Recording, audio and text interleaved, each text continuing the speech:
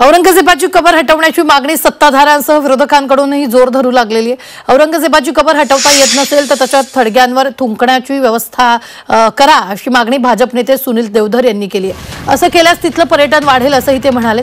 देवाभाऊचं राज्य म्हणजे कायद्याचं राज्य आहे असं देखील ते म्हणाले।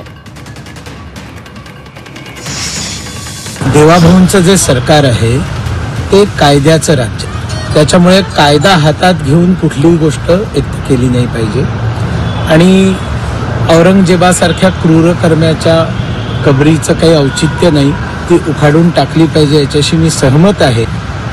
पण जर तुम्हाला उखडता येत नसेल निदान त्याच्यावरती थुंकण्याची तर व्यवस्था करा, लोक येतील आणि थुंकतील त्याच्यावरती।